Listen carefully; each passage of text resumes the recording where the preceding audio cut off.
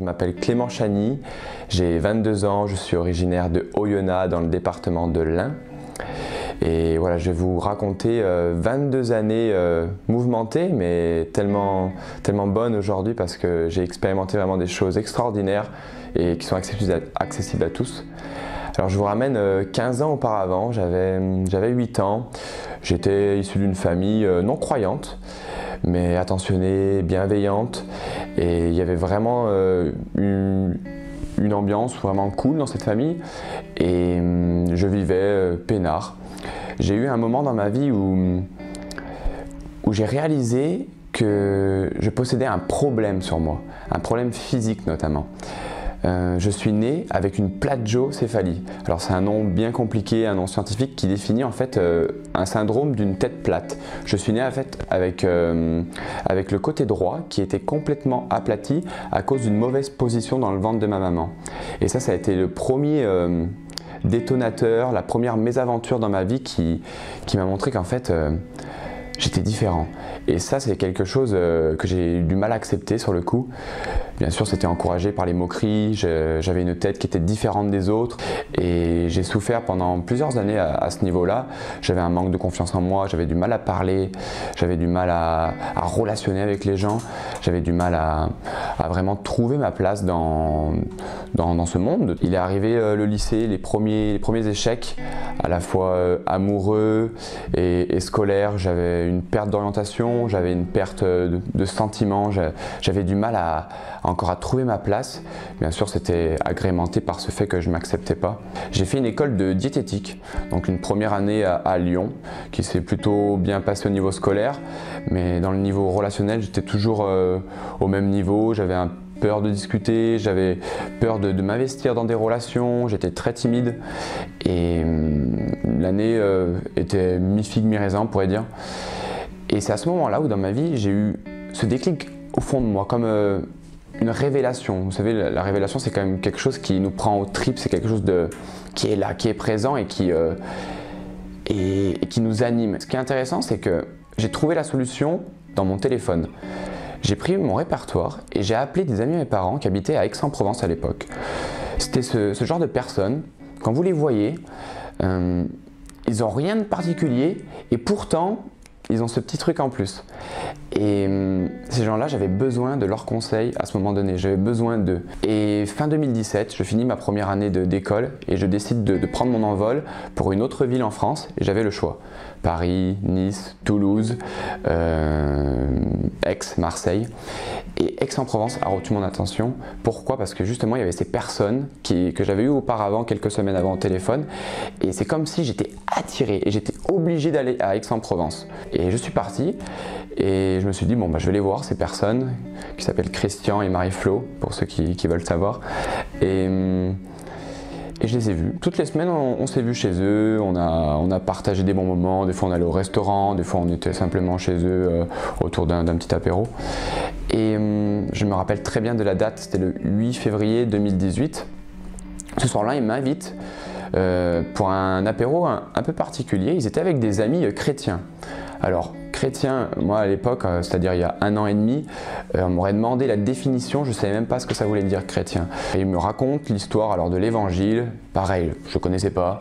Au moment où ils m'ont dit cette histoire, il y a quelque chose d'extraordinaire qui s'est passé, c'est que au fond de moi, j'ai compris que j'étais pécheur. Alors, pécheur, c'est un bien grand mot pour dire qu'en fait, on a raté le but, on a raté la cible dans notre vie. Il y a un moment donné où on s'est détourné de ce Dieu, que je ne connaissais pas encore à ce moment-là, et qu'on a fait des fautes et que ça porte un poids sur notre vie, comme si on nous écrasait. Et c'est exactement cette image que j'avais à ce moment-là. C'est comme si toute ma vie, j'avais porté un sac à dos qui était rempli de briques par rapport à tous les bâtons que je m'étais mis dans les roues, que je m'auto-sabotais au niveau de mon visage, par rapport à la dépression que j'avais eue, par rapport aux échecs amoureux que j'avais eus. Et là, je comprenais qu'en fait, ça c'était pas bon pour moi et que Jésus, s'il était vraiment mort pour moi, il avait la solution pour me libérer de ce fardeau et pour vraiment me donner la paix. Une paix incroyable, comme si au-dessus de moi il y avait eu un vaisseau de lumière qui était venu sur moi et Jésus m'a bien précisé que c'était lui, comme s'il avait marqué son nom dans mon cœur. Et ça, c'était la première expérience que j'ai faite avec Jésus. J'ai pas fait une expérience religieuse, j'ai fait une expérience d'amour surnaturel dans mon cœur. Et vraiment, ça a changé mon cœur le soir même. Et j'ai vu des choses vraiment extraordinaires suite à ça. Moi qui en fait était le garçon timide, on m'a commencé à me proposer de parler dans les églises, de prêcher et devant des dizaines, des centaines de personnes. Et ma timidité est partie au fur et à mesure. Et ça, c'était des victoires extraordinaires par rapport à ma vie. J'ai également parlé, bien sûr, échangé avec ma famille par rapport à ce changement de vie, et ils ont vraiment vu quelque chose se passer à la fois physiquement et aussi dans mon attitude, parce que c'est vrai que ma tête qui avait été meurtrie depuis ma naissance à cause de cette plagiocéphalie, de cette tête plate, s'est remis également au fur et à mesure, et les gens ne voyaient plus, me disaient: je ne vois plus que tu as un déséquilibre au niveau de la tête, et même moi aujourd'hui je peux dire, et on le voit certainement sur la vidéo, que c'est revenu à la norme. Vous savez, quand on arrive à Jésus, c'est comme si en fait on était une page remplie voilà, t'as fait ça, t'as fait ça, t'as fait ça, t'as fait ça. Et Jésus, il te passe dans le scanner et tu ressors tout blanc. Et tu ressors une nouvelle créature, remis à zéro. Et ça, c'est pas simplement des mots, c'est vraiment quelque chose que tu vis dans ton cœur. C'est extraordinaire, tu es nouveau, tu n'es plus le même.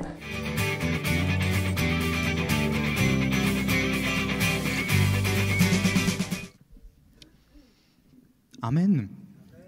Bonjour à tous. Bonjour. Très peu de bonjour pour le beaucoup de monde qu'il y a. C'est bien, pourtant c'est les vacances. Vous avez ramené du monde, c'est bien. Bonjour à tous. Alors je suis là pour vous emmener dans la louange, comme l'a dit Daniel. Après on écoutera la parole de Dieu. Je vous invite tout de suite à chanter le premier chant qui nous dit « Je loue ton nom éternel » parce que ce jeune homme que vous avez entendu dans la vidéo, il nous a parlé de Jésus. Jésus, c'est le Fils de Dieu, c'est Dieu qui s'est fait homme. Et Dieu, on l'appelle aussi éternel, parce que Dieu est éternel. Il n'a pas de commencement ni de fin, et on l'appelle éternel. Je loue ton nom éternel. Seigneur, je célèbre ta bonté. Quelle joie tu vis en moi. Amen. Tu viens pour nous sauver. Et le refrain, c'est « Tu viens du ciel sur la terre, montrer la voie ». Parce que Jésus, c'est le chemin, la vérité et la vie. Et nul ne vient au Père, nul ne vient à Dieu que par lui. Et de la croix jusqu'au tombeau et du tombeau jusqu'au ciel, je loue ton nom éternel. Amen. Amen.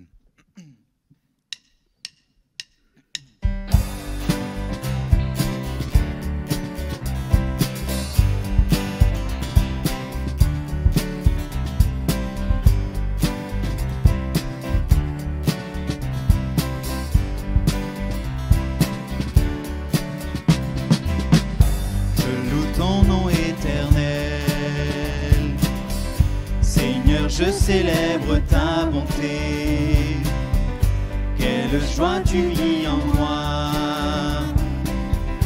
quelle joie tu viens pour nous sauver. Tu viens du ciel sur la terre, montrer la voie, de la terre à la croix, payer pour moi, de la croix jusqu'au tombeau, et du tombeau jusqu'au ciel. Je loue ton nom éternel.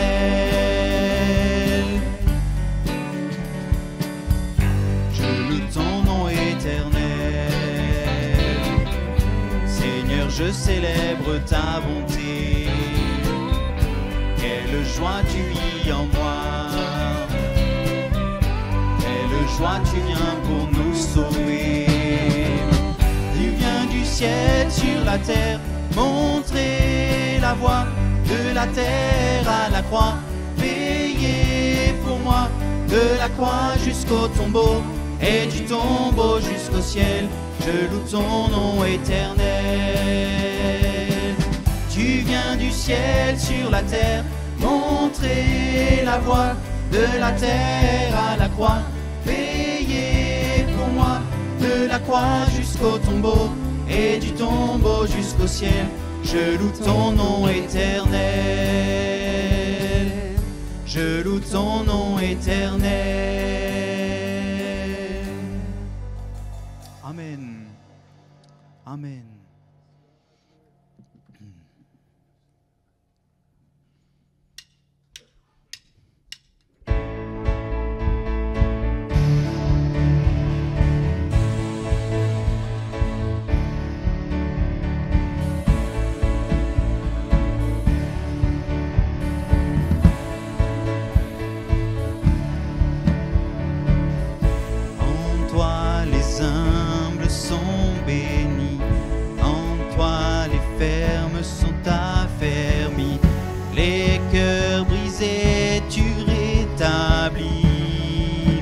Donnant la vie, cet amour qui peut libérer, cet amour qui peut restaurer, nous appelle par notre nom. Tu nous appelles par notre nom. Ce Dieu qui créa tout l'univers, ce Dieu qui vint mourir au calvaire, nous appelle par notre nom. Tu nous appelles par notre nom. À ceux qui doutent dans la foi, aux chancelants, tu tends les bras, tu les appelles de ta voix. Venez à moi, cet amour qui peut libérer, cet amour qui peut restaurer, nous appelle par notre nom. Tu nous appelles par notre nom. Ce Dieu qui créa tout l'univers, ce Dieu qui vint mourir au calvaire, nous appelle par notre nom. Tu nous appelles par notre nom. Oh, oh, oh, oh, oh,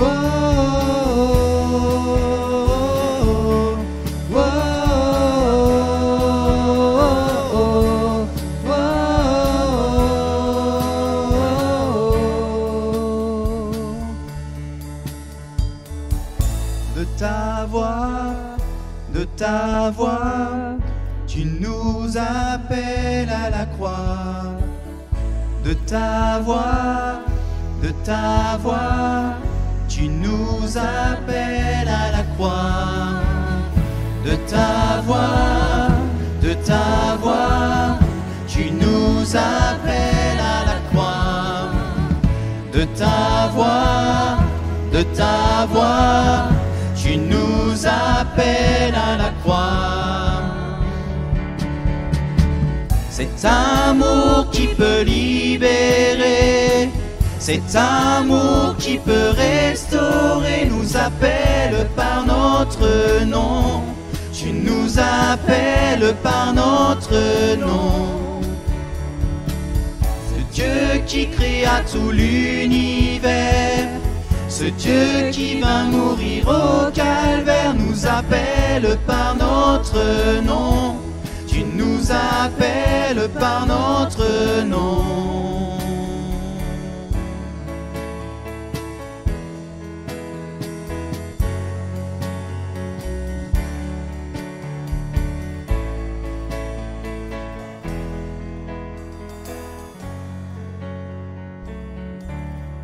Amen. Le Seigneur nous connaît par cœur parce que c'est lui qui nous a créés. Il a créé le ciel, l'univers, la terre. Et il nous a créés, nous sommes ses créatures. Rien n'a plus de splendeur que l'éclat de ton amour. Le prochain Jean nous dit, il n'y a point d'ombre en ta présence. Dans le passage 1 Jean 1,5, si tu peux l'afficher Manu, juste s'il te plaît. 1 Jean 1,5.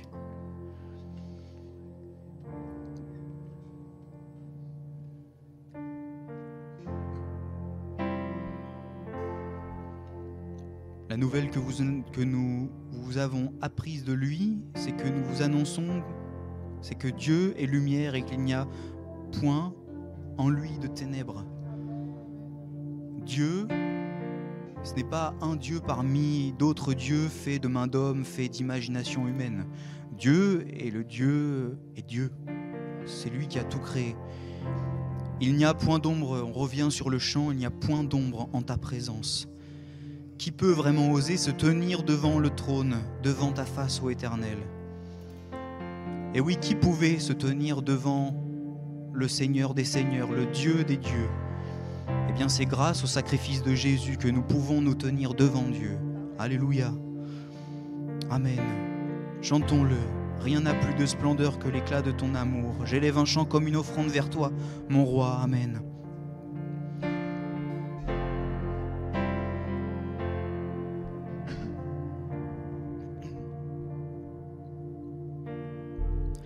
Rien n'a plus de splendeur que l'éclat de ton amour. Il n'y a point d'ombre en ta présence.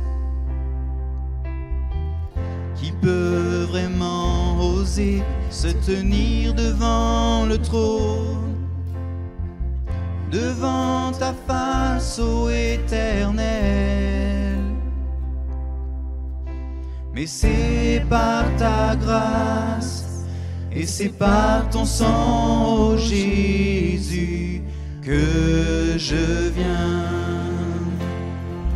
J'élève un chant comme une offrande vers toi, mon roi. Nul ne mérite ces louanges ici-bas. Seigneur, reçois l'honneur et la gloire qui t'est due. Reçois mon offrande, ô Jésus.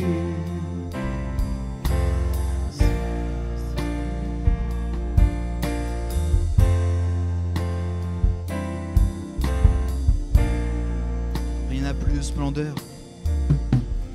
Rien n'a plus de splendeur que l'éclat de ton amour. Il n'y a point d'ombre en ta présence.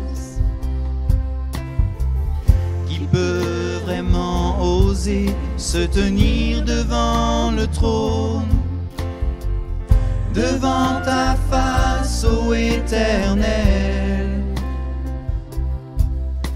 Mais c'est par ta grâce et c'est par ton sang, ô Jésus, que je viens. J'élève un chant comme une offrande vers toi, mon roi. Nul ne mérite ces louanges ici-bas.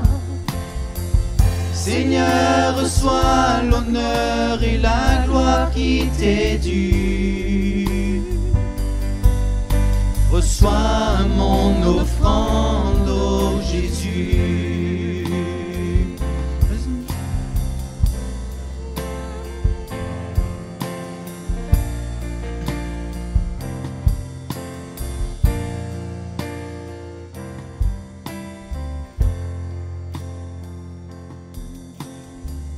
J'élève un chant comme une offrande vers toi, mon roi. Nul ne mérite ces louanges ici-bas. Seigneur, reçois l'honneur et la gloire qui t'est due.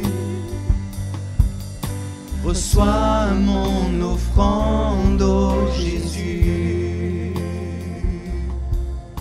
Reçois mon offrande, ô Jésus.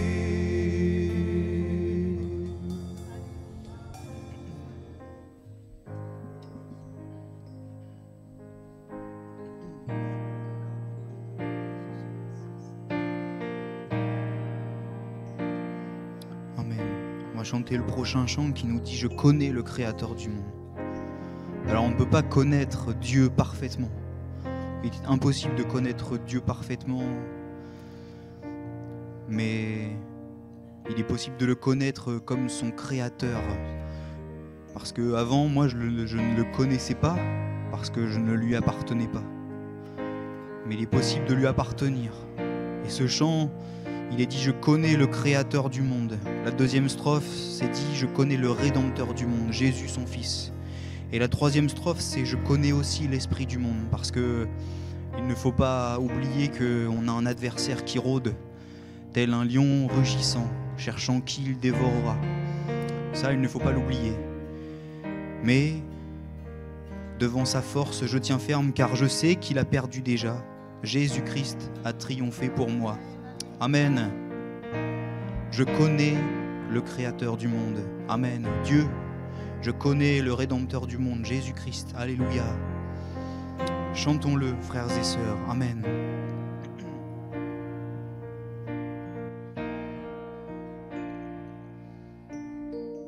Je connais le Créateur du monde.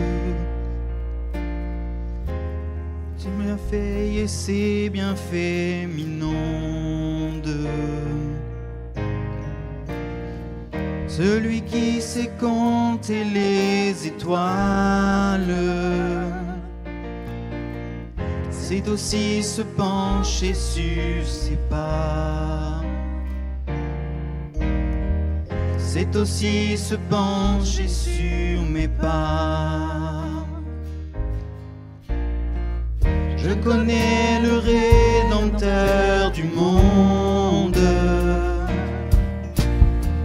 sa douceur et son amour abondent.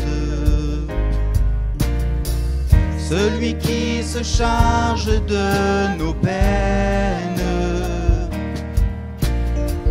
c'est aussi nous partager sa joie. C'est aussi nous partager sa joie.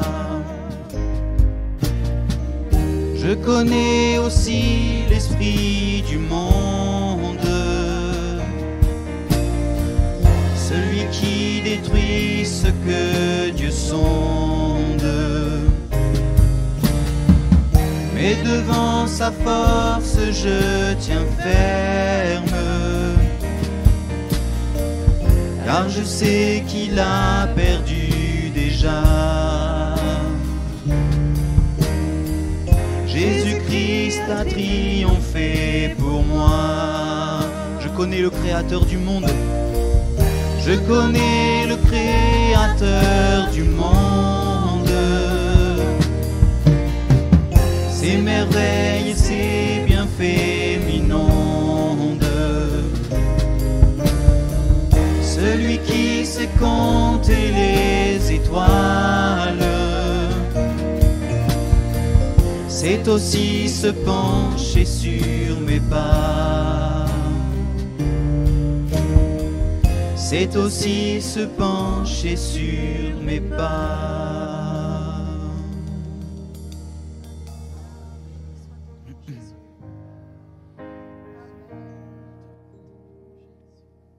Amen.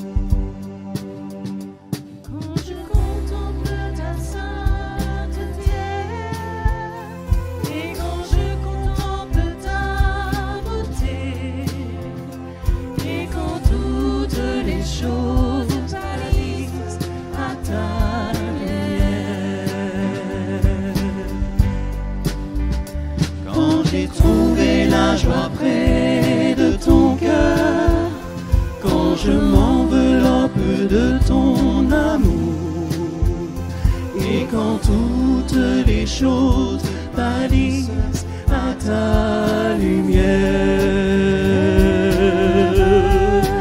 oh je t'adore, oui je t'adore. Si je vis Seigneur, c'est pour t'adorer. Oh je t'adore, oui je t'adore. Si je vis Seigneur, c'est pour t'adorer. Quand je contemple ta sainteté, et quand je contemple ta beauté, et quand toutes les choses pâlissent à ta lumière, quand j'ai trouvé la joie près de ton cœur, quand je m'enveloppe de ton amour, et quand toutes les choses pâlissent à ta lumière, oh je t'adore, oui je t'adore. Si je vis Seigneur, c'est pour t'adorer.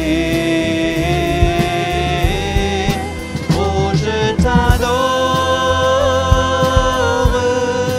oui je t'adore.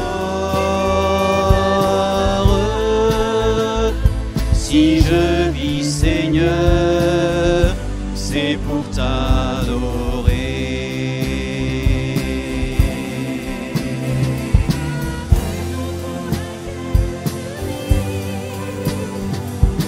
Raison pour laquelle je vis, c'est la raison pour laquelle je vis, pour t'adorer mon Dieu.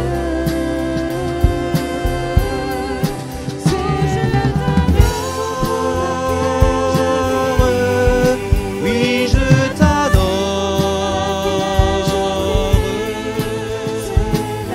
Je vis Seigneur, c'est pour t'adorer. Oh, je t'adore. Oui, je t'adore.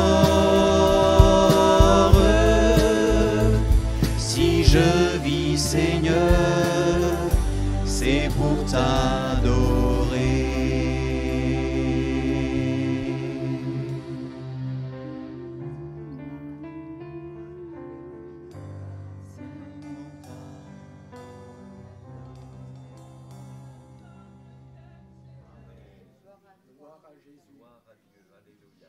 Je vais appeler les frères qui ont été désignés pour distribuer la scène. Et je voudrais lire un passage dans Luc 22 au verset 16.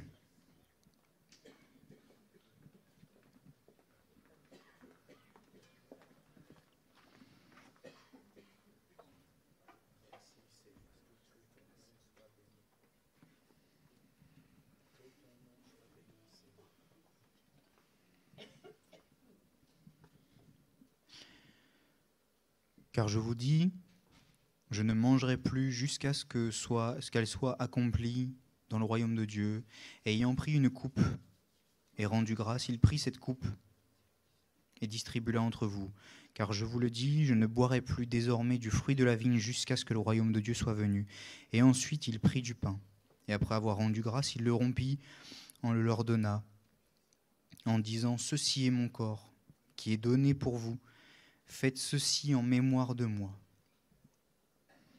Il prit de même la coupe après le souper et la leur donna en disant, cette coupe est la nouvelle alliance en mon sang qui est répandue pour vous. Amen. On va prendre les éléments de la scène. La distribution se fait assise, bien évidemment. Et pour ceux qui ont fait la démarche de passer par les eaux du baptême, mais avant, bien évidemment, de passer par la nouvelle naissance. Et on va, pendant la distribution, on va chanter un chant qui s'intitule « Une croix dressée, un corps crucifié ». Jésus, c'est Jésus qui parlait dans ce texte. C'est lui qui a été crucifié pour nous, pour nos péchés. À cause de nous, c'est à cause de nous, mais il a été crucifié à notre place aussi. Parce que il n'y a pas un juste sur la terre, pas même un seul. Ce n'est pas par nos œuvres que nous pouvons accéder auprès du Père. Ce n'est que par le sang de Jésus-Christ qui a coulé sur la croix. Et ce que nous mangeons et ce que nous buvons, ça nous rappelle ce que Jésus a fait sur la croix. C'est que son corps a été déchiré et son sang a coulé pour nous. Et il faut le prendre avec sérieux pour se rappeler oui, ce qu'il a fait pour nous, frères et sœurs. Une croix dressée, un corps crucifié, rude châtiment sur la slide d'après Manu. Rude châtiment pour un innocent, parce que lui, Jésus, n'avait rien fait. Il a été tenté en toutes choses, mais il n'a jamais péché. Rude châtiment pour un innocent, condamné pour avoir trop aimé. Alors chantons-le et ressassons dans nos cœurs ce que Jésus a fait pour nous. Là où il est allé nous chercher, notre bout, là où il est allé nous chercher.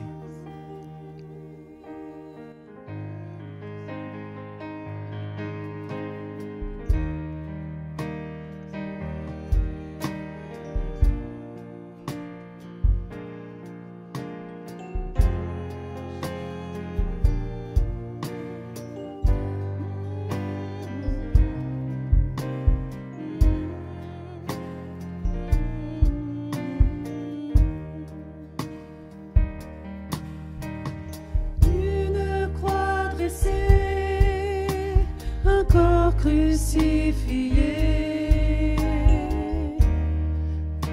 sur la terre des hommes,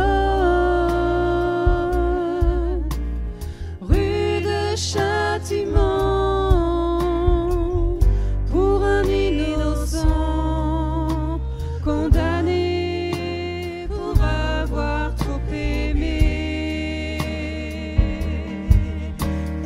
Donnez-moi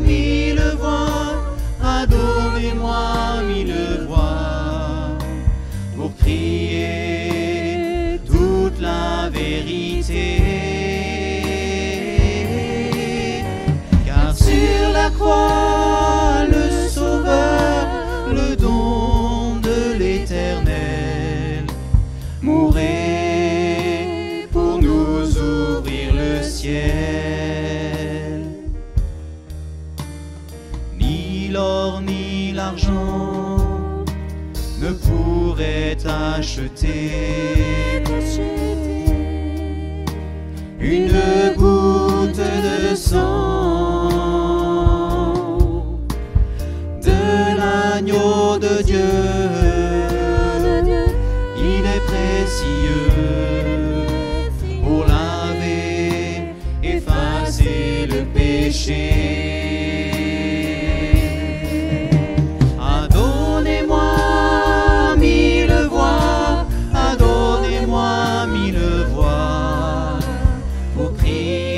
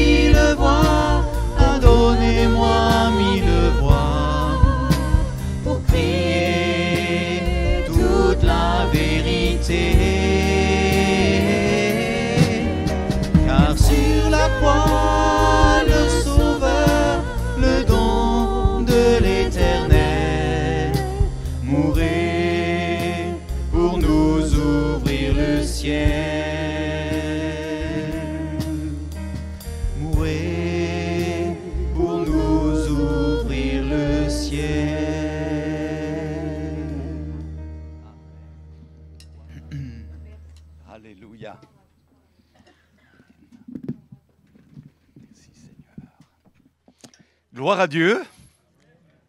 J'espère que vous êtes en forme ce matin. On salue nos amis sur Internet aussi. Et oui, j'espère que vous êtes en forme parce que on va considérer 25 points ce matin. Non. Un petit peu plus long peut-être que d'habitude puisque j'ai 4 points à partager avec vous, mais je vais essayer d'être concis, me rappelant que ce n'est pas dans la longueur que réside l'inspiration, et c'est dans la concision de l'esprit. Et j'ai vraiment à cœur de partager ces 3 points. Peut-être que l'un d'entre eux vous parlera plus qu'un autre, mais chacun de ces 4 points a leur importance pour nous, et que Dieu nous fasse grâce. Vraiment, c'est ma prière. Que Dieu nous bénisse. Alors, le thème dans lequel je suis actuellement porte le titre « Entrer dans la bénédiction ». Je pense que vous êtes tous d'accord d'être dans la bénédiction. Je ne peux pas imaginer une vie chrétienne sans la bénédiction de Dieu. Parce que le Dieu que nous avons est le Dieu bénissant, le Dieu qui bénit. Et il ne veut pas notre malheur, il veut notre bonheur. Est-ce que vous êtes conscient de ça ? Ça ne veut pas dire qu'il nous épargne en tout, pas de soucis, pas de problème, ce n'est pas ça du tout. Mais le Dieu que nous avons est le Dieu de la bénédiction, à tel point que l'Écriture dit qu'il nous a établis dans les lieux célestes, bénis de toute bénédiction spirituelle. Alléluia. Il nous bénit, gloire à Dieu. Alors, j'ai pensé partager avec vous à partir du livre de Josué, puisque les Israélites sont entrés dans la bénédiction, ils se sont emparés du territoire promis, et nous les découvrons à nouveau, on va voir prochaine diapo, à l'endroit appelé Sittim. Vous vous en souvenez ? Après avoir passé 40 ans dans le désert, enfin c'est le moment. Toute la génération qui ne devait pas entrer en possession du territoire a disparu, puisque Dieu les a disqualifiés en raison de leur incrédulité, est venue une autre génération qui, elle, était prête à s'emparer du territoire promis. Et ils sont ici, dans la ville de Sittim. Ils doivent traverser le Jourdain pour arriver ensuite face à Jéricho et s'établir surtout à Gilgal, qui était vraiment ce lieu à partir duquel les Israélites allaient mener leur combat. Alors, pour résumer, et vous revenez à nos messages sur la vidéo, quand je suis intervenu la première fois, on s'était arrêté sur 3 promesses. La première, tu peux avoir confiance. Dieu dit à Josué, tu peux avoir confiance, c'est-à-dire fortifie-toi, prends courage, je serai avec toi. La deuxième promesse, tu peux aller de l'avant. Tu peux aller de l'avant. Nul ne tiendra devant toi, dit le Seigneur à Josué. Donc tu peux aller de l'avant, puisqu'il y avait des enfants d'Anak, il y avait des soldats redoutables, il y avait des murailles d'une très grande hauteur, mais rien n'arrêtera le peuple de Dieu. Va de l'avant. Et la troisième promesse, tu peux t'emparer du territoire. Tout lieu que foulera la plante de ton pied, je te le donnerai. Ensuite, nous avons parlé de 4 recommandations. Faire des provisions, vous vous en souvenez ? Deuxièmement, suivre l'arche, symbole de la présence de Dieu. Quatrièmement, quitter le lieu où ils sont. On ne peut pas entrer en la bénédiction sans quitter certaines choses. On a besoin de quitter, j'y reviens pas, et se sanctifier. Et ce matin, nous allons nous arrêter sur 4 expériences. 4 promesses, 4 recommandations, 4 expériences nécessaires pour entrer dans la bénédiction. La première, mentionnée dans le texte, Josué chapitre 4, chapitre 5, l'expérience de la pratique de la foi. Deuxième expérience, l'expérience de la mise en place d'un témoignage solide. Troisième expérience à faire pour qu'on entre dans la pleine bénédiction, l'expérience du couteau de la circoncision. Et tout le monde de dire « Amen ». Non, on n'a pas l'air convaincu. Et la quatrième expérience, l'expérience du lâcher-prise. On y va ? Que le Seigneur nous parle, qu'il nous fasse du bien. et que ces choses-là, nous puissions les vivre vraiment. Parce que ce qui est important, ce n'est pas d'entendre une parole un dimanche et que ça parte sitôt qu'on a quitté les lieux, je le dis pour moi, hein, mais c'est vraiment important que la parole de Dieu pénètre en nous profondément.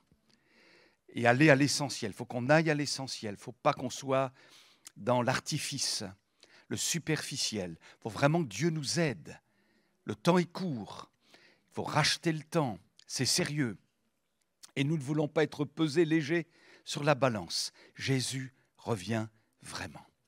Alors, le premier point, l'expérience de la pratique de la foi. Josué, chapitre 3, verset 13, nous le lisons. « Dès que les sacrificateurs qui portent l'arche de l'Éternel, le Seigneur de toute la terre, poseront la plante des pieds dans les eaux du Jourdain seront coupées. Les eaux qui descendent d'en haut elles s'arrêteront en un monceau. Est-ce que vous êtes d'accord avec moi si je vous dis qu'on a beaucoup de défis qui sont devant nous? Des gros défis. Il n'y a pas un d'entre nous qui n'a pas un défi à relever. Israël a dû traverser la mer Rouge. Grand défi. Comment faire? Comment faire? Et peut-être que devant toi, tu as comme une mer Rouge devant toi, qu'il te faut traverser. Et tu te dis, mais comment je vais faire?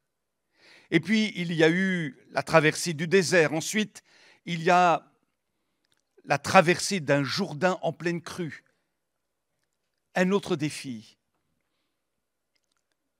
Et puis, il y a les murailles de Jéricho qu'il va falloir ébranler. Encore un autre défi. Et puis, il y en aura encore d'autres par la suite. Et finalement, on pourrait se dire, mais notre vie en Christ est une succession de défis à relever. Il y a nos enfants, il y a nos petits-enfants, il y a notre état de santé, il y a l'état de notre couple, l'état de notre foyer, il y a notre vie professionnelle, il y a notre vie relationnelle, il y a notre vie intérieure, au plan psychologique, et tant de choses, notre vie spirituelle. Il y a des défis pour nous. Est-ce que je vais tenir le coup dans la prière? Est-ce que je vais tenir le coup dans la lecture de la parole d'une manière assidue? Est-ce que je vais accepter de pardonner à celui qui m'a offensé? Est-ce que je vais pouvoir tenir bon dans le service? Est-ce que je vais être fidèle jusqu'au bout, jusqu'à ce que tu reviennes, Seigneur? Des défis, des mers à traverser, des fleuves à franchir, des murailles à faire tomber. Et la question se pose, mais comment faire? Comment faire? Il faut pratiquer la foi au jour le jour. Nous sommes invités, encouragés par l'Esprit de Dieu, par la parole de Dieu et par notre Seigneur Jésus à lui faire confiance. C'est le seul chemin, il n'y en a pas d'autre. Il faut que nous placions véritablement toute notre confiance dans le Seigneur en nous appuyant sur ses promesses. Il nous faut pratiquer la foi. Demain, tu as un autre défi à relever. Tu dois pratiquer la foi. Tu vas traverser ta mer Rouge. Tu vas franchir, alléluia, les eaux du Jourdain en crue. Tu vas ébranler la forteresse qui est devant toi. Aie la foi. Fais confiance. Ne te pose pas 1001 questions. Crois. Et combien de fois le Seigneur n'a-t-il pas dit, mais crois seulement. Crois, il sera avec toi, comme il a été avec Josué et avec le peuple d'Israël. Imaginez la scène. Il est temps de quitter Sittim. Alors le peuple se lève et les sacrificateurs portent l'arche de l'Alliance, ce fameux coffre symbole de la présence de Dieu. Ils sont devant le peuple et puis ils s'apprêtent à descendre dans le Jourdain. Et qu'est-ce qui s'est passé, mes amis? C'est incroyable, mais vous imaginez la scène?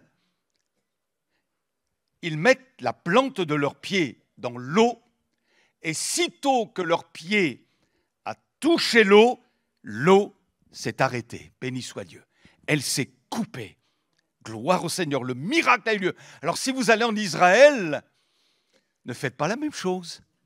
Vous aurez des problèmes parce qu'on ne tente pas Dieu. Mais pour eux, c'était le chemin. Il n'en avait pas d'autre. C'était le passage obligé. Ils étaient pleinement dans la volonté de Dieu. Dès que la plante de leurs pieds a touché le Jourdain, il y a eu la bénédiction, il y a eu le miracle. Pourquoi ? Parce qu'ils ont fait confiance à Dieu. Et vous savez quoi, mes amis ?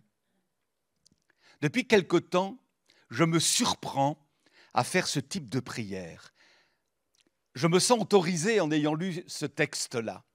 Et je dis au Seigneur, alors vous pouvez le faire ou pas, c'est vous qui voyez, mais je le dis dans mon cœur. Je dis, Seigneur, tout ce que mes pieds touchent soit appelé à la bénédiction de Dieu. Là où je vais, dans un hôpital, ou peut-être faire une visite dans une prison, là où je marche dans mon quartier, dans la ville ici, à Elbeuf, ou partout où je vais, là si je suis dans un train, là où la plante de mes pieds est en train de fouler le sol, eh bien que la bénédiction de Dieu m'accompagne. Tout comme les Israélites qui ont touché l'eau du Jourdain, la bénédiction les a accompagnés. Et non seulement mes pieds, mais aussi mes mains. Tout ce que je touche, Seigneur, je veux aussi que ce soit béni. Je veux que ce soit béni. Souvenez-vous de Jésus, lorsqu'il a été appelé au secours par Jaïrus, le chef de la synagogue, parce que la fille de Jaïrus, qui avait 12 ans, était en train de mourir. Alors, il appelle au secours le Seigneur, viens m'aider, viens délivrer ma fille. Et puis, ils font un bout de chemin ensemble, Jésus et Jaïrus, avec plein de monde autour. Et tout à coup, sort de la maison de Jaïrus quelqu'un qui dit « C'est pas la peine d'importuner davantage le maître. Ta fille, Jaïrus, elle est morte. » Et Jésus de regarder Jaïrus en lui disant « Sois sans crainte, elle vit, je vais la guérir. » Alléluia. Alors ils s'introduisent dans la maison. Et quand ils se sont introduits dans la maison, il n'y avait que du désespoir, des larmes, des cris, des lamentations. Mais voyez-vous, mes amis, les pieds de Jésus étaient en train de fouler le sol de cette maison. C'est comme si la foi prenait place dans cette maison où régnait le désespoir, le doute, l'incrédulité. Et la foi était en train de prendre le dessus sur toute cette incrédulité. Alors Jésus dit, elle n'est pas morte, elle vit. On ne l'a pas pris au sérieux. Mais est-ce qu'il a vraiment pris conscience du problème ? Elle est morte, cette petite. Alors ils ont commencé à se moquer de lui. Puis il va vers la petite, le Seigneur, et il va de ses mains toucher les mains de la petite en lui disant, lève-toi maintenant. Et c'est ce qui va se passer. Les pieds de Jésus qui ont foulé le sol de cette maison. Comme si la foi était manifestée pour prendre autorité sur l'incrédulité, et les mains de Jésus qui ont touché les mains de cette petite. Le miracle a eu lieu, une prise de position a été faite. Béni soit Dieu. Que nos mains soient une bénédiction. Je me suis posé la question. Tout à l'heure, il y a eu une onction d'huile. Et le frère Victor et moi, qu'est-ce qu'on a fait ? On aurait pu tous les deux, auprès de Samuel, sans manifester le moindre geste, prier, oui ou non ? Et c'est tout à fait légitime, il n'y a pas de souci. Mais la Bible nous dit qu'il y a une imposition des mains. Voyez, ce que ta main touche, il y a une bénédiction. Alléluia. Quand tu vas au travail, demain tu vas aller au travail, tu vas entrer dans cette entreprise, c'est le monde. C'est le monde. La plupart d'entre eux ne sont pas convertis. C'est le monde. Ça ne veut pas dire qu'ils sont tous méchants, qu'ils vont te trucider, pas du tout. Mais toi, tu vas fouler le sol de ton entreprise. Et quelque part, dans cet esprit de foi, tu vas communiquer quelque chose. C'est comme si, tu prenais position pour dire, voilà, ce lieu-là, je déclare que ce lieu-là, parce que j'y suis et parce que j'invoque ton nom, il est béni. Il est béni au nom de Jésus. Et nous avons vu des situations où parfois, dans certaines entreprises, ça battait de l'aile, mais la présence d'un enfant de Dieu a changé la donne. parce que cet enfant de Dieu a prié pour favoriser la bénédiction de l'Éternel. Et l'entreprise, sans savoir trop pourquoi ni comment, s'est relevée par la grâce de Dieu. Là où tu vas, là où tes pieds foulent le sol, il faut que tu comprennes que tu apportes la présence de Dieu, la bénédiction de Dieu dans ta maison, dans ta famille, parmi même les membres de famille inconvertis. Tu apportes quelque chose au nom de Jésus. Alléluia. Quand je prends un de mes petits-enfants, je les touche sur la tête, je les touche là et je dis, Seigneur, intérieurement, Seigneur, je veux transmettre quelque chose. Un peu comme Jacob qui a posé ses mains sur chacun de ses fils pour transmettre une parole de Dieu, une parole prophétique. Béni soit Dieu, le Seigneur veut nous utiliser pour que nous soyons des moyens de grâce et de bénédiction. Et chacun peut dire ce matin, Amen au nom de Jésus. La deuxième expérience maintenant, c'est l'expérience de la mise en place d'un témoignage solide. On lit dans Josué chapitre 4, versets 8 à 9, dans la diapo, les enfants d'Israël firent ce que Josué leur avait ordonné. Ils enlevèrent 12 pierres du milieu du Jourdain, comme l'Éternel l'avait dit à Josué, selon le nombre des tribus des enfants d'Israël. Ils les emportèrent avec eux et les déposèrent dans le lieu où ils devaient passer la nuit. Josué dressa aussi 12 pierres du milieu du Jourdain, à la place où s'étaient arrêtés les pieds des sacrificateurs qui portaient l'arche de l'Alliance, et elles sont restées jusqu'à ce jour. Alors on va voir un dessin là maintenant, ça va nous donner une petite idée. Vous voyez, les sacrificateurs qui portent l'arche de l'Alliance et puis ils posent leurs pieds dans le Jourdain et le Jourdain va s'arrêter. Et puis ensuite nous voyons les sacrificateurs là, au beau milieu du Jourdain, et des pierres vont être mises là. Ensuite vous avez 12 Israélites qui vont prendre des pierres du lit du Jourdain pour les déposer dans la ville de Gilgal, et c'est ça qu'ils vont faire ici. Alors, ça veut dire quoi finalement, ces pierres? À quoi ça nous fait penser? Ça nous renvoie au témoignage. Et d'ailleurs, le texte au chapitre 4, versets 20 à 24, on va le lire, dit ceci. L'explication nous est donnée, et vous allez relever avec moi 3 points. C'est à Gilgal que Josué fit ériger les 12 pierres ramassées dans le lit du Jourdain. Puis il dit aux Israélites, lorsque plus tard, donc vous imaginez, ces monceaux de pierres, 12 pierres dans le lit du Jourdain et 12 pierres à Gilgal, lorsque plus tard vos descendants, vos enfants, vos petits-enfants, demanderont à leur père, mais c'est quoi ces pierres-là? Qu'est-ce que ça veut dire?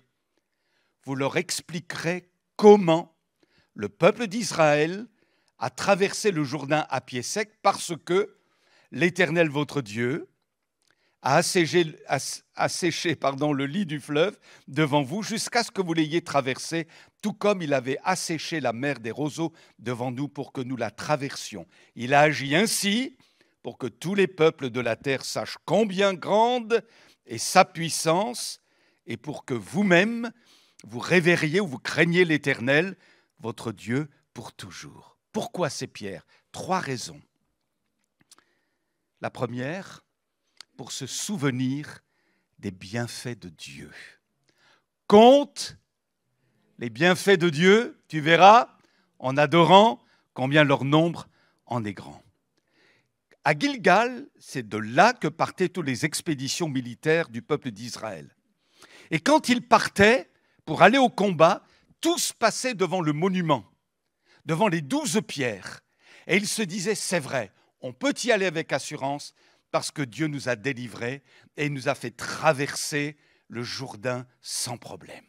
Donc si tu l'as fait, Seigneur, on s'en souvient, tu vas être avec nous encore dans cette nouvelle expédition. Et quand ils revenaient de l'expédition, ils repassaient encore devant ces 12 pierres en se disant, Seigneur, tu as été fidèle pour nous, gloire à Dieu. Nous avons besoin, bien-aimés, de garder en mémoire ce que Dieu a fait pour nous. Il faut que nous le repassions dans notre cœur. Lorsque l'ange a dit à Marie qu'elle allait enfanter le Messie, eh bien, elle n'en a pas parlé autour d'elle, mais elle a repassé, dit le texte biblique, dans son cœur ces choses-là. Et il faut que nous repassions dans notre cœur les œuvres de grâce dont nous avons fait l'objet les uns et les autres. Il faut se souvenir de ce que Dieu a fait. Alléluia. C'est bon de se souvenir parfois d'un passage d'une prédication, d'un don spirituel, d'une expérience. Est-ce que tu as érigé tes pierres chez toi? Ouh! Évidemment, pas des pierres, mais déjà, tu peux consigner par écrit ce que Dieu a fait dans ta vie.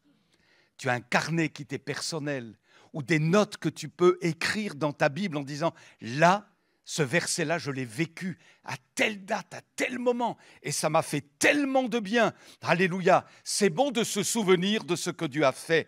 Et à chaque fois que nous sommes réunis ensemble dans le cadre de notre culte, qu'est-ce que nous faisons? Nous célébrons les bienfaits de Dieu. Nous disons tout ce que Dieu a fait pour nous, alléluia, en nous sauvant, en nous protégeant, en nous délivrant, parfois en nous guérissant. Nous célébrons le Dieu de gloire. Et vous savez quoi? Autant que nous sommes, si vraiment on était tous sous l'onction de Dieu, ce matin, les uns après les autres, on dirait d'une manière très vive et avec beaucoup de spontanéité, « Merci, merci, merci Seigneur !» Mais peut-être qu'on a oublié. Et peut-être qu'on est en train de se dire tellement de choses dans notre tête ou dans notre cœur.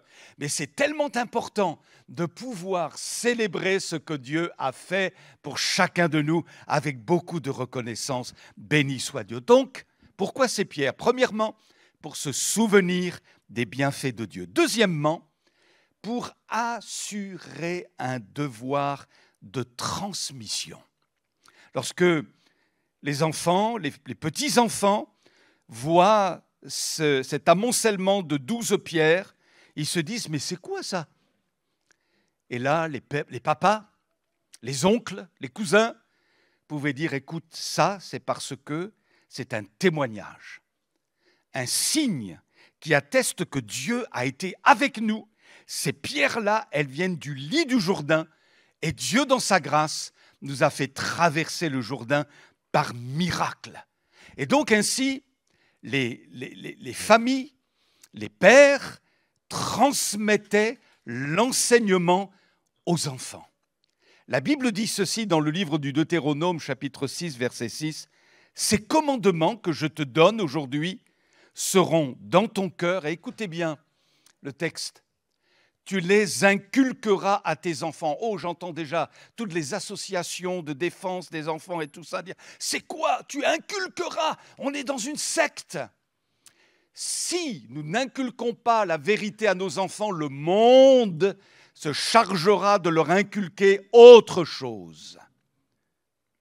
Et c'est pourquoi il est important que dans nos maisons, nous parlions de Jésus.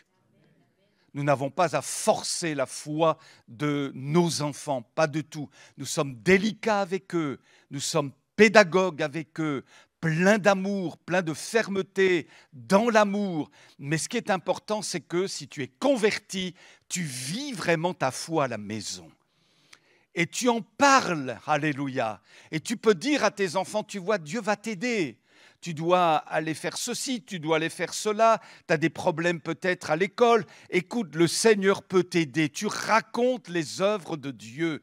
Alléluia, tu racontes les œuvres de Dieu. Je me souviens de mon épouse alors que notre petit était dans ses premiers jours. Elle était là comme ça devant le lit. Intérieurement, elle priait tous les soirs, tous les soirs, tous les soirs. C'était comme ça, j'ai envie de dire le même rituel, mais sans que ce soit du religieux. Et nous voulions que leur âme soit protégée, leur petit cœur soit protégé. On arrosait jour après jour de prières ces enfants. Et lorsqu'on a pu le leur dire, on a dit que Jésus existait alors qu'ils savaient à peine parler. Alléluia. Et même qu'eux, eh bien, ils étaient déjà au bénéfice de la prédication parce que nos épouses sont enceintes quand elles viennent à l'église. Donc les petits entendent déjà la parole de Dieu dès le début. Alléluia. Il baigne dedans, il baigne dedans. Béni soit Dieu. Alors peut-être que tu te dis, mais mince, ça n'a pas marché pour moi. Ne te décourage pas. Tu as fait ce que tu as pu. Et ne laisse pas le diable te culpabiliser outre mesure. Tu es vainqueur en Jésus. Tu es victorieuse en Jésus. Et tu crois que ce que tu as déposé dans le cœur de tes petits portera un jour du fruit pour la gloire de Dieu. Alléluia. Pourquoi c'est Pierre? Une troisième raison, évoquée aussi dans notre texte, pour interpeller le monde païen, parce que la Bible nous montre bien dans Josué que ils avaient appris, les Cananéens avaient appris comment Israël avait traversé les eaux du Jourdain. Ils savaient que ce peuple-là avait expérimenté une grâce de Dieu. Il y avait eu un témoignage extraordinaire, un signe visible de la puissance et de la fidélité de Dieu. Que Dieu soit béni. Ce que nous vivons peut interpeller les autres. Alléluia. L'expérience de la mise en place d'un témoignage solide pour se souvenir des bienfaits de Dieu, pour assurer un devoir de transmission et pour interpeller le monde païen. Ça va, vous tenez bon? Le troisième point, beaucoup plus délicat, l'expérience du couteau de la circoncision. Ah, Josué 5, versets 2 à 3. À cette même époque, l'Éternel dit à Josué, « Fais-toi des couteaux de silex et circoncis cette deuxième génération d'Israélites. » Josué se munit de couteaux de silex et circoncis les Israélites sur la colline d'Aralot. C'est comme si Dieu leur disait, écoutez, écoute Josué, écoute Israël, je vous ai bénis. Je vous ai fait franchir le Jourdain surnaturellement. Mais il vous manque quelque chose. Signe de votre appartenance au Dieu vivant et vrai. Il vous manque la marque de votre appartenance à l'Éternel. Cette génération-là n'avait pas encore été, selon les recommandations divines, circoncis. Et il fallait passer par ce rite, parce que le rite de la circoncision dans l'Ancien Testament, dans l'Ancienne Alliance, était la marque de l'appartenance à l'Éternel. Et cette marque nécessite un coup de couteau à un endroit sensible. Il y a au moins 2 signes de notre appartenance à Dieu dans le Nouveau Testament. Le premier, c'est le baptême. Non pas le baptême d'enfant, mais un baptême d'adulte. Un baptême qui concerne tous ceux qui sont conscients d'une démarche de foi et d'engagement envers le Seigneur Jésus-Christ. Un baptême par immersion qui signe notre entrée officielle dans le royaume de Dieu. Alléluia. On est de nouveau, on se repent de nos péchés, on se convertit à Jésus-Christ, notre vie a été transformée, nous recevons la certitude du pardon, la certitude d'être devenu un enfant de Dieu, et à partir de là, on se fait baptiser. On ne se baptise pas pour être sauvé, on se baptise pour confirmer qu'on a été sauvé. Et quand on est passé par le baptême, eh bien, c'est vraiment pour nous l'attestation que quelque chose s'est passé et qu'on appartient véritablement au Dieu vivant et vrai. Et le deuxième signe de notre appartenance à Dieu, c'est la circoncision.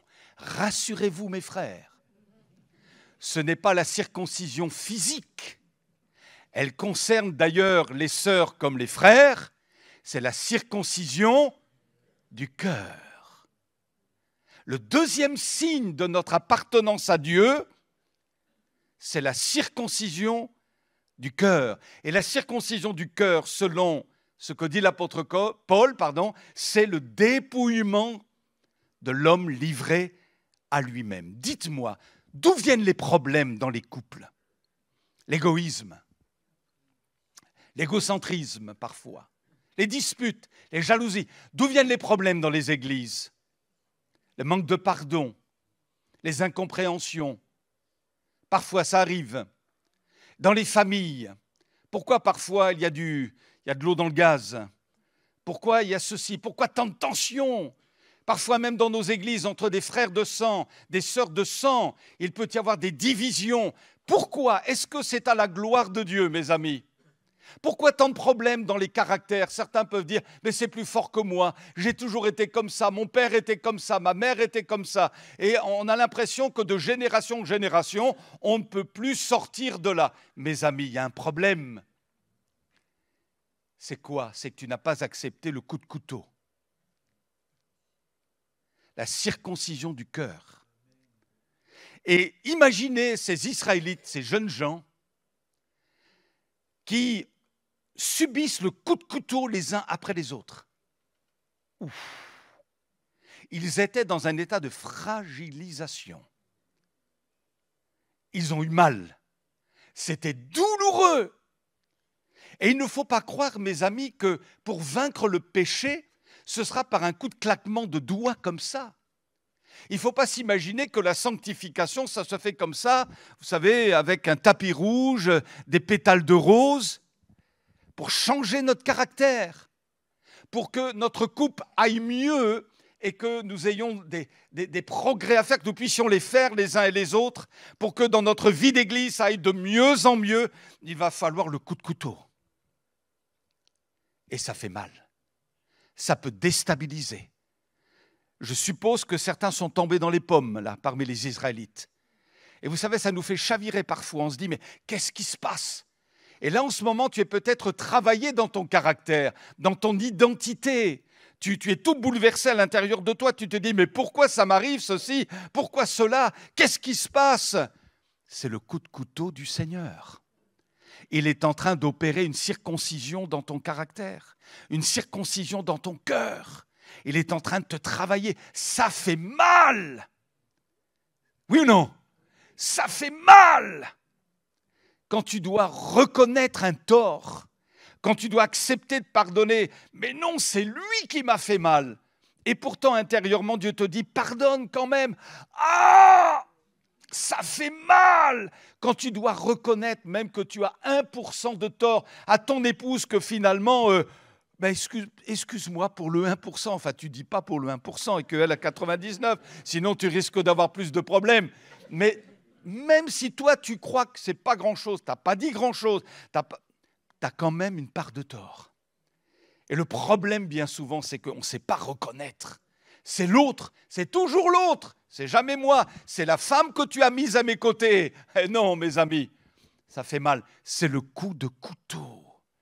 Quand tu dois rentrer dans les rangs, peut-être certains, vous savez, je parlais avec un pasteur tout dernièrement, et il me disait, tu sais, j'ai eu plein de nouveaux qui sont venus, des gens qui venaient d'autres églises, tout ça. Et il y en a certains d'entre eux qui sont venus me voir qui me disaient, hey, moi, tu peux m'utiliser à la prédication, moi, tu peux faire ceci, avec moi, tu peux faire cela, moi, j'ai le don de ceci, moi, j'ai le don de cela. Dès lors qu'ils ont ouvert la bouche pour dire, moi, je, le collègue a dit, n'importe quoi, vous ne servirez pas Dieu chez nous. Ils se mettaient en avant. Ils mettaient leur gloire en avant. Ce n'est pas comme ça que ça fonctionne. Ils n'ont certainement pas eu le coup de couteau. Parce que quand tu as le coup de couteau dans le cœur, tu te caches en Christ. Tu es humble. Tu prends ta place dans l'assurance du Saint-Esprit, mais en même temps, tu le fais dans l'humilité. En Christ. Ça ne se sent pas, tu ne t'imposes pas, tu ne casses rien, tu laisses le Seigneur prendre tout en main et tu sers Dieu sous l'onction de l'Esprit et ton service, il est marqué par la bénédiction de Dieu. Alléluia. Vous savez quoi, l'origine de nos problèmes, de mes problèmes, parfois intérieurs ou parfois de caractère, c'est la non-acceptation du coup de couteau qui va circoncire notre cœur. Ça passe ? C'est le signe de notre appartenance à Dieu. Pas seulement le baptême par immersion.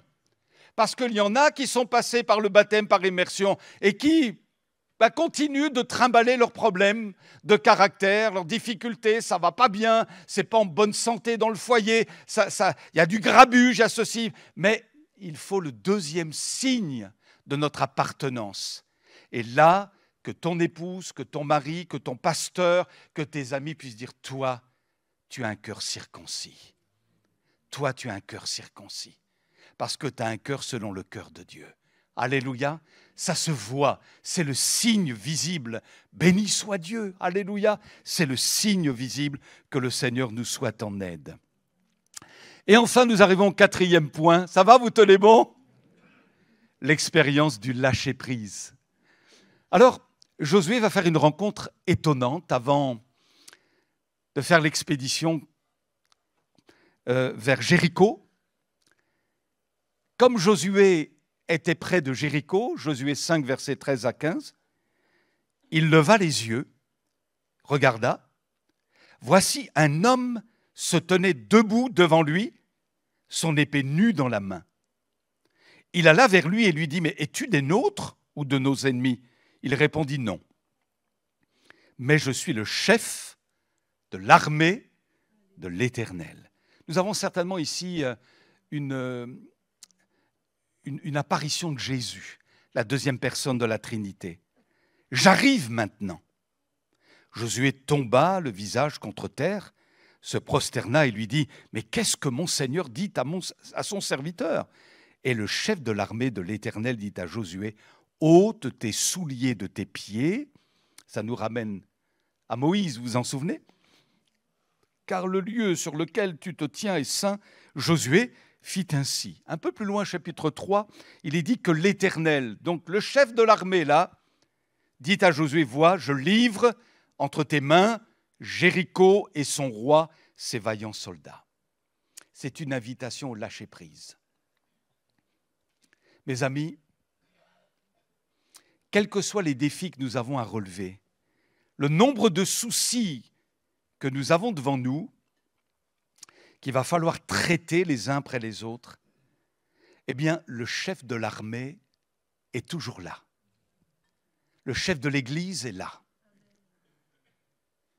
Et ici, finalement, ce chef-là est en train de, quelque part, de faire comprendre à Josué, Josué, c'est pas par tes techniques militaires, c'est pas par ton envergure, tes compétences que tu vas parvenir à t'emparer de la forteresse de Jéricho. C'est moi qui vais le faire. Moi, le chef de l'armée, c'est moi qui tiens tout dans mes mains et j'ai tout pouvoir. Et Jésus nous rappelle ce matin qu'il a tout pouvoir. Nos combats, quels qu'ils soient, c'est Jésus qui les mène.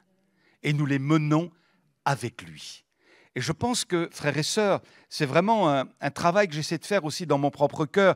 Et je ne dis pas que j'y arrive toujours. J'ai besoin de la grâce de Dieu et vous avez besoin de la grâce de Dieu. Mais si on ne lâche pas prise, on est mal. On est mal. Excusez-moi l'expression, hein, mais ça nous prend le chou, quoi. Ça nous empêche de dormir. Parfois, ça nous conduit dans des crises d'angoisse. On se dit, mais comment on va faire? Mais comment on va gérer ça? Comment on va surmonter ça? Et qu'est-ce qu'il va devenir? Et qu'est-ce qu'elle va devenir? Et comment? On se pose 1001 questions. Mais le chef de l'armée est à nos côtés.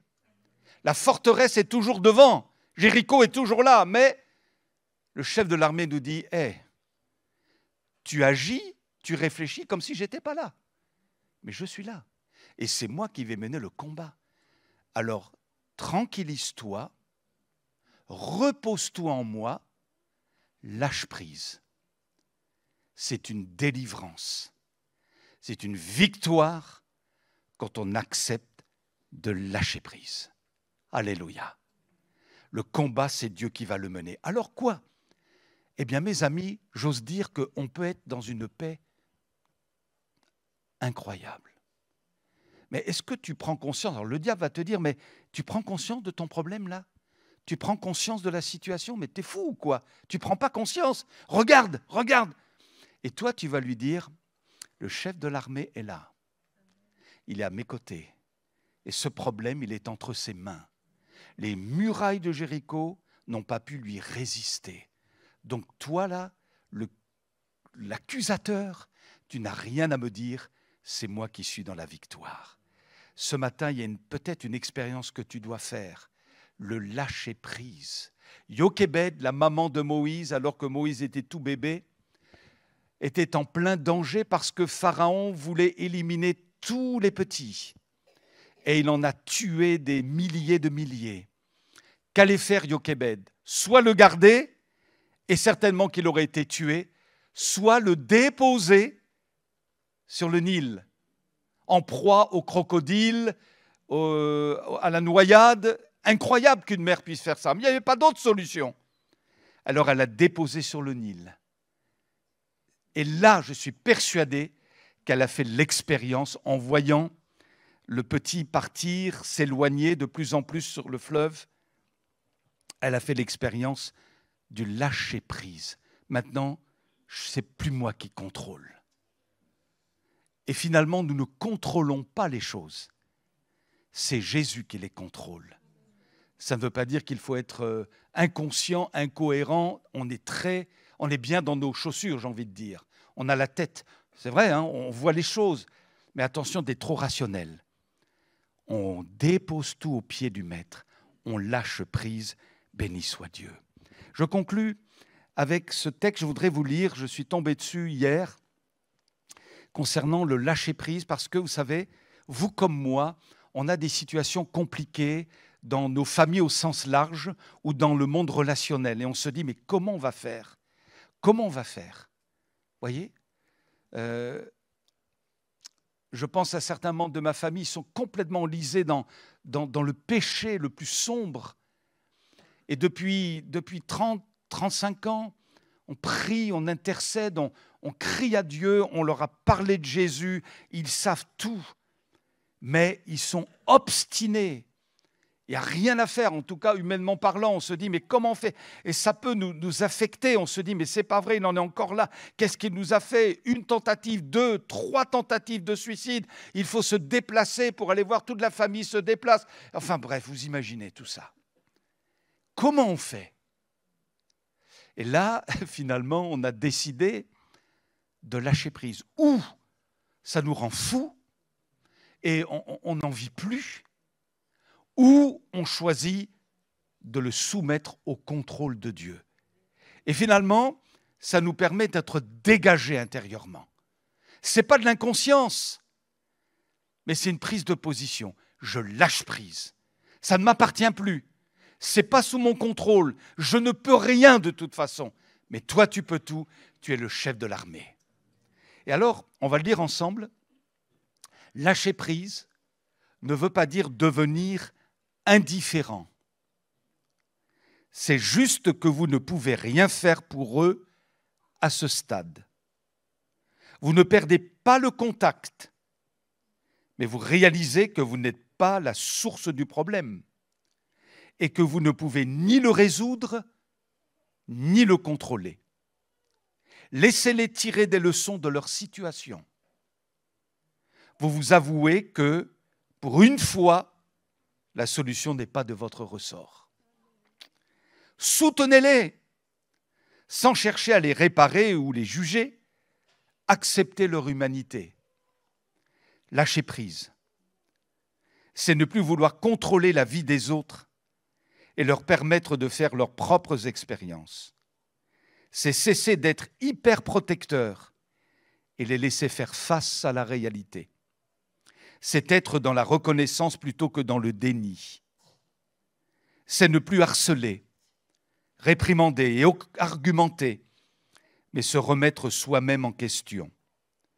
C'est ne plus chercher à tout ajuster à ses propres envies, mais prendre chaque jour comme il vient et apprécier pleinement chaque instant.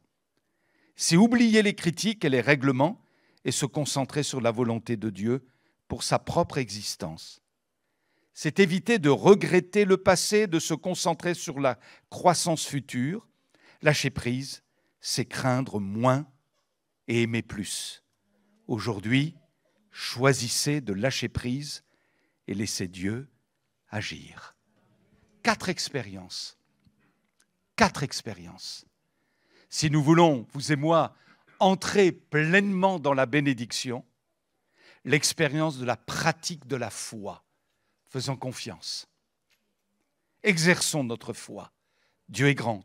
Deuxièmement, l'expérience de la mise en place d'un témoignage solide. Souvenez-vous des 12 pierres. Troisièmement, l'expérience du couteau de la circoncision. Et quatrièmement, l'expérience du lâcher-prise. Amen. On prie ensemble. On est devant toi, Seigneur. Les musiciens s'approchent, s'il vous plaît. Et on a tellement besoin de comprendre ta volonté. Seigneur, aide-nous à faire sur ces 4 expériences, au moins 1, 2, 3 ou les 4. On a besoin de toi. Seigneur, demain, les défis seront là encore pour nous. On veut pratiquer la foi. On croit que tu es là et que la foi fait la différence. Parfois, le diable a anesthésié notre foi. Et nous regardons plus aux inconvénients qu'à la puissance de notre Dieu. Donne-nous de pratiquer la foi. Au nom de Jésus, tu nous fais grâce, Seigneur, concernant notre témoignage. Nous nous souvenons de ce que tu as fait en nous sauvant. Pour la plupart d'entre nous, nous sommes sauvés. Alléluia. Et tu veux aussi qu'on se souvienne de tous ces actes de fidélité que tu as manifestés à notre endroit. Merci aussi pour le devoir de transmission. Tu nous aides dans nos familles à transmettre l'Évangile, à transmettre les vérités bibliques, à en parler, à le vivre et vraiment à faire que l'atmosphère de nos maisons soit des atmosphères spirituelles, une atmosphère de foi. À toi la gloire. Et de nous, Seigneur, aussi à accepter ces coups de couteau qui viennent circoncire notre cœur. Cette opération est douloureuse et tu t'y prends à plusieurs reprises pour circoncire notre cœur et nous rendre semblables à toi. Nous réalisons ce matin peut-être encore plus que le signe de notre appartenance à toi, c'est la circoncision de notre cœur. On renonce au péché, on renonce à notre égoïsme, à notre individualisme, on renonce à nos défauts de caractère, on renonce à un manque de pardon, on renonce à tout ce qui ne te glorifie pas. Ça fait mal d'y renoncer, c'est le coup de couteau de la circoncision. Mais nous l'acceptons parce que nous savons que c'est à ce prix-là que nous aurons la victoire et la bénédiction de Dieu. Aide-nous à lâcher prise, Seigneur. C'est peut-être la chose la plus difficile ce matin, à laquelle il nous faut accéder, le lâcher prise. Seigneur, nous déposons ce matin nos angoisses, nos stress, nos appréhensions, nos craintes toutes humaines. Nous acceptons de nous en décharger. C'est trop lourd pour nous. Et nous choisissons de lâcher prise. Nous t'abandonnons le fardeau. Nous le déposons réellement à tes pieds, sans le reprendre et sans accepter que ça vienne nuire à nos pensées, nos cœurs, nos nuits. Seigneur, aide-nous. Ce n'est pas de l'inconscience, de l'indifférence. Nous l'avons lu tout à l'heure. Mais c'est une manière de vivre, de s'en sortir. Alors que parfois nous nous enlisons tellement avec nos soucis, nos fardeaux.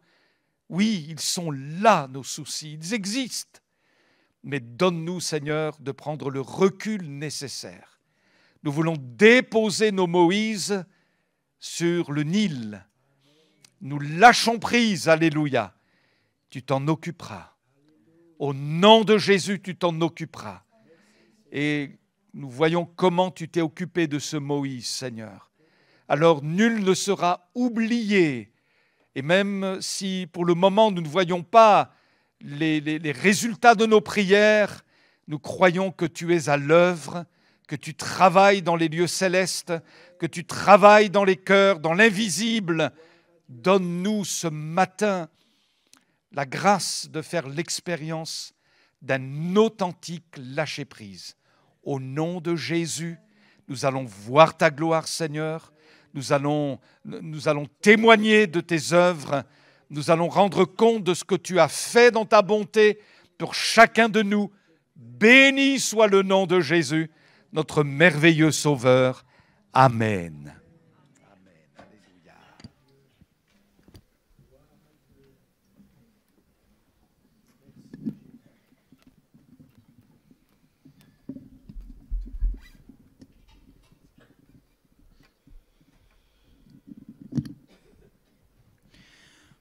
on va rechanter un dernier chant avant de se séparer, avant les annonces. Et j'ai voulu reprendre le deuxième chant qu'on a pris, Cet amour. Parce qu'avec les différents points de Daniel, et par rapport aux paroles de ce chant-là, je me suis dit eh bien, qu'en fait, on avait besoin du Seigneur, en fait. Alors, la foi, notre marche avec Dieu, je dis toujours, c'est pas du tout cuit. C'est pas du tout cuit.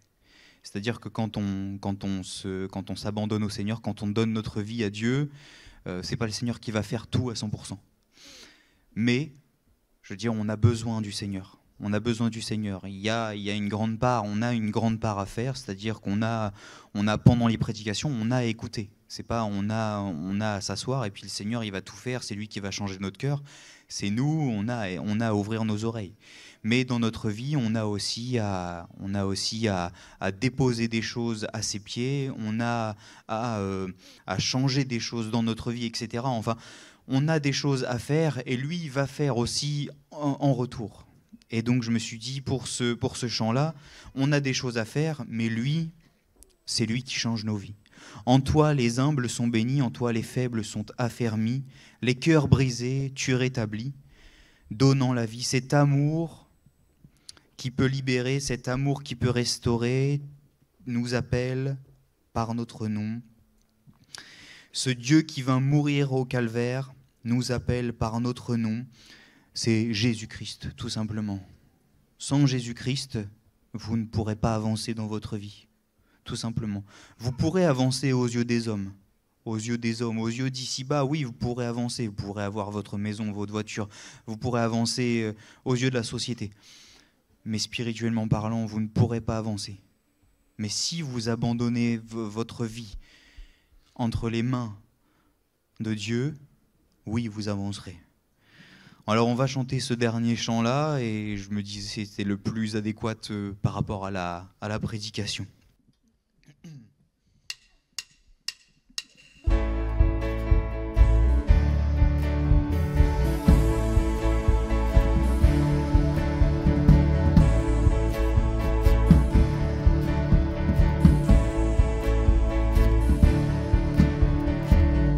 En toi les humbles sont bénis.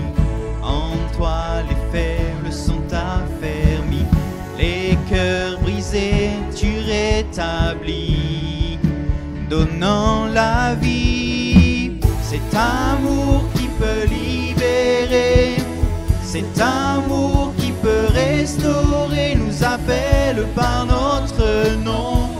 Tu nous appelles par notre nom.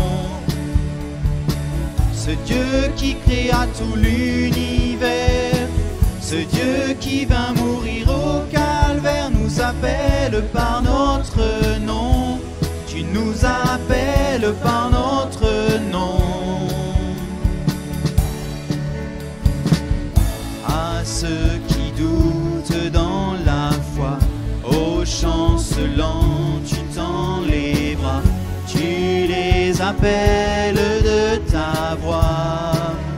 Venez à moi, l'amour qui peut libérer, cet amour qui peut restaurer, nous appelle par notre nom. Tu nous appelles par notre nom. Ce Dieu qui créa tout l'univers, ce Dieu qui vint mourir au calvaire, nous appelle par notre nom. Tu nous appelles par notre nom.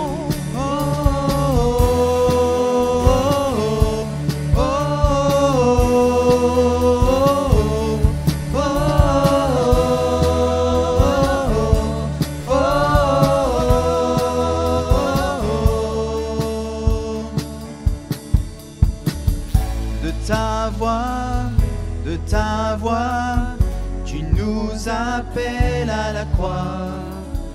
De ta voix, tu nous appelles à la croix. De ta voix, tu nous appelles à la croix.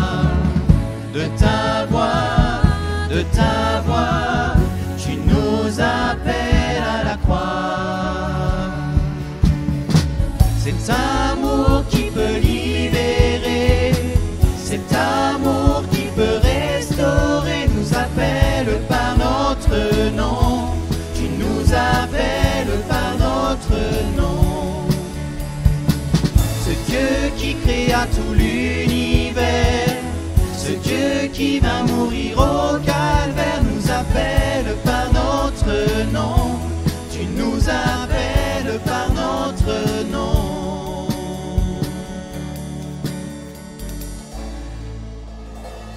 Gloire à Dieu. Alléluia. Merci au Seigneur. Merci à nos bien-aimés qui nous ont conduits dans les chants, dans l'adoration. On salue tous nos amis visiteurs. Alléluia. Soyez bénis. On vous accueille chaleureusement. Je vois d'heureux visages et ça me fait vraiment beaucoup plaisir. Soyez bénis au milieu de nous. Amen. Le rendez-vous cette semaine, alors dès vendredi, donc réunion habituelle, sinon vendredi nous aurons la joie d'accueillir le pasteur Philippe Pégan qui nous vient de Mésidon, qui est déjà venu, et le thème qu'il va nous partager est le thème suivant, vivre par et dans l'esprit. Amen, on va se faire du bien.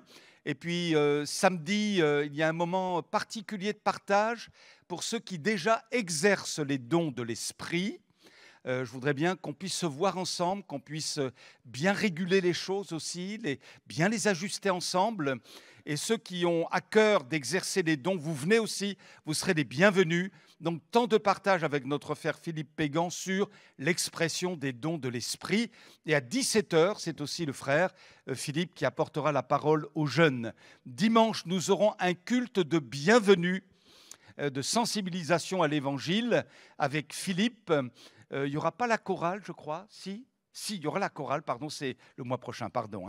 Des témoignages, pas de scène, et on aura un temps d'agape après.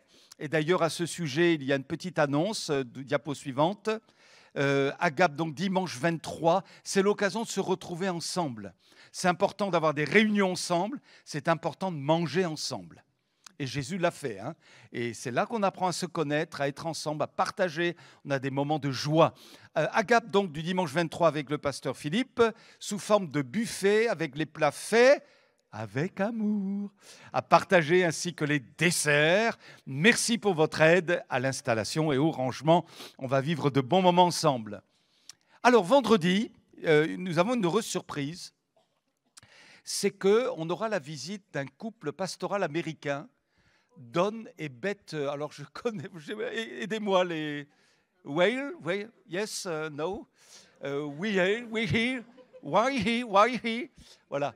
Donc Don est pasteur et enseignant depuis près de 50 ans.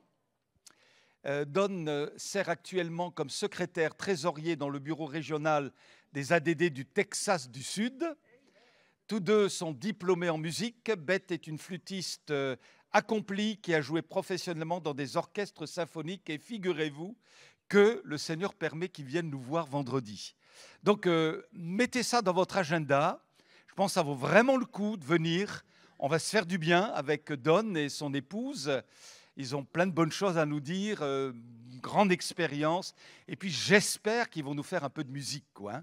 J'espère, je pense quand même qu'ils vont venir avec leur instrument et qu'ils vont nous jouer quelque chose. On va se faire beaucoup de bien. Donc on prend le rendez-vous, mes amis. Vendredi, on va les honorer aussi. Ils viennent quand même des États-Unis. Alors bon, pas que pour nous, je le reconnais. Mais enfin, voilà, ils ont envie de voir les églises françaises. Vous voyez ? Ils ont envie de voir comment ça fonctionne, comment nous sommes, nous, les petits Français. Voilà, donc on va offrir la meilleure image possible. Et puis, s'ils viennent pour nous bénir, on va les bénir aussi. Au nom de Jésus. Amen. Donc ça, c'est le vendredi 28, 28 février. D'accord. Alors, j'aime mon ado, je ne refais pas l'annonce, vous le savez. Rencontre des parents d'ados. Vous contactez Sophie pour vous inscrire. Donc le rassemblement de femmes le 8 mars, ici même, par la grâce de Dieu, je suis qui je suis, vous vous inscrivez. Et puis il y a une rencontre qu'on appelle la rencontre des actifs, c'est-à-dire des gens à partir de 20 ans, 22 ans, jusqu'à 50 ou plus. Et puis le thème, c'est les relations et les conflits. Ça se passera 46 rue du Maréchal Joffre à Évreux. Vous vous inscrivez à travers le QR code. Et ce sera le pasteur David Mastri-Forti qui apportera la parole. Et il y aura l'après-midi aussi différents pasteurs. J'y serai aussi pour différents ateliers de partage et de réflexion. Donc ça, c'est le 15 mars, je crois. Une formation de louange aussi avec Sylvain Frémont, bien connu pour Jeunesse en mission, tout ça. Il a fait plein de chants vraiment fort intéressants. Le samedi 22 mars à Vernon, de 9h30 à 12h30. Voilà, alléluia, alléluia. C'est pas chez toi?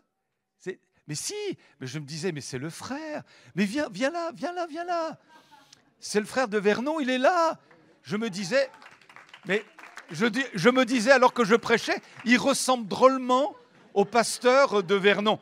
Et j'ai dit, mais qu'est-ce que tu fais là? On est très heureux de l'accueillir. On lui fait un bon accueil.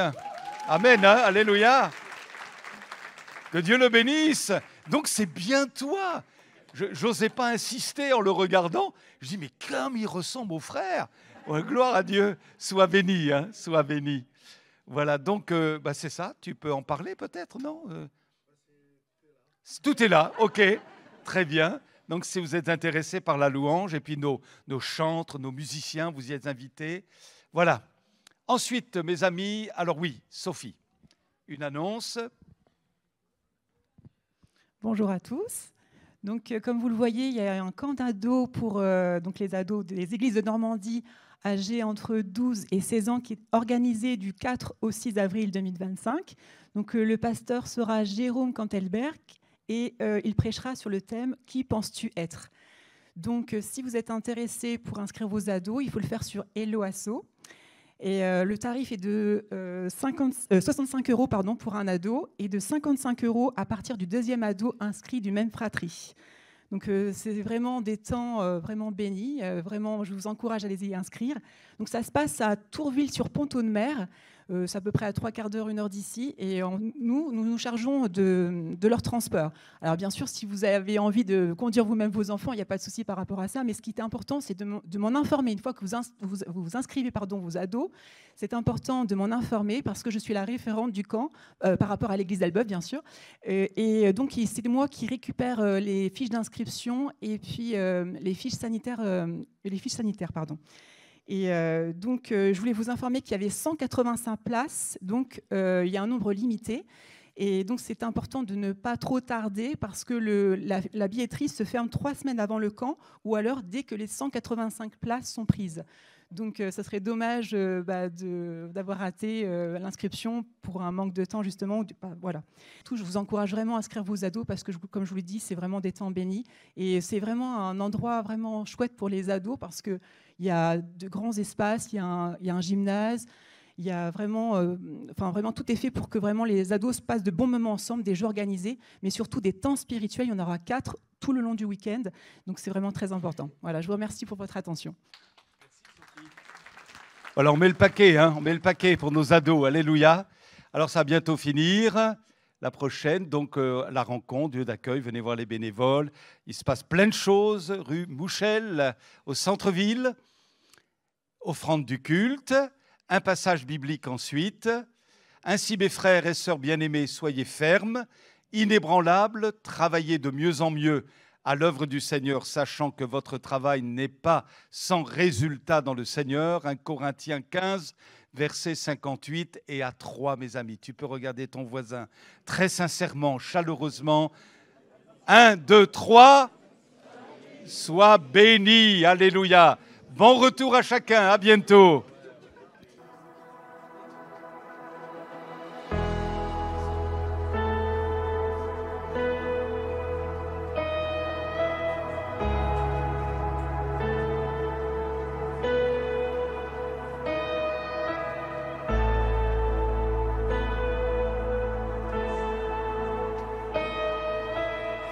Just want to speak the name of Jesus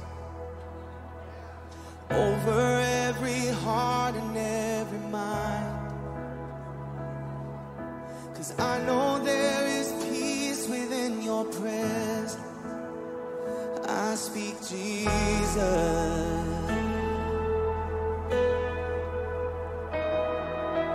I just want to speak the name of Jesus till every dark addiction starts to break. Declaring there is hope and there is freedom. I speak Jesus.